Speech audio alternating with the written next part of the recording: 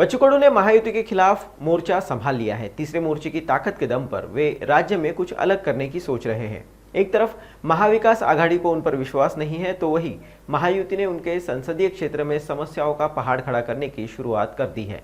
कडू के सबसे महत्वपूर्ण भरोसेमंद सहयोगी ही शिंदे गुट के शिवसेना से उनके खिलाफ खड़े होने की तैयारी है।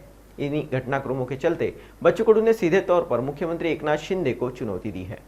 प्रत्येकाचा व्यक्तिगत आपापला राजकीय स्वार्थ असतं, त्यानिमित्तानं ते गेले असेल, त्याची आम्हाला काही पर्वा नाही आहे। त्यांनी आहे तिथं एकदम सुखानं राहो, पण आम्ही शिंदे साहेबांना जो आत्ता आम्हाला एक घाव केलेला आहे त्याचे हजारो घाव, त्याच्या बदल्यात आम्ही हजारो घाव देईल।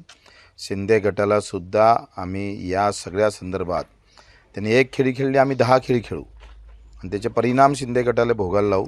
अशा प्रकारच्या भूमिका निश्चितच समोरच्या काळात घेतल्या जाईल।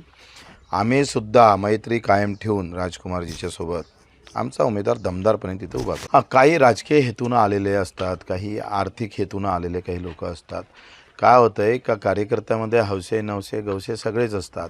काही जे विचारानं जुडलेले कार्यकर्ते असते ते जन्मभर राहतात आणि राजकीयदृष्ट्या आलेले लोक एकूण तिकून जाणं येणं चालू असतं। तर त्यांचा हा प्रवास सुखाचा जावो, प्रत्येकाचं राजकारण चांगलं व्हावं, पण आमचा लढा कमी होणार नाही। आमची लढाई कायम मजबूत राहील, त्याच्यात आम्ही किंचितही मागं हटणार नाही।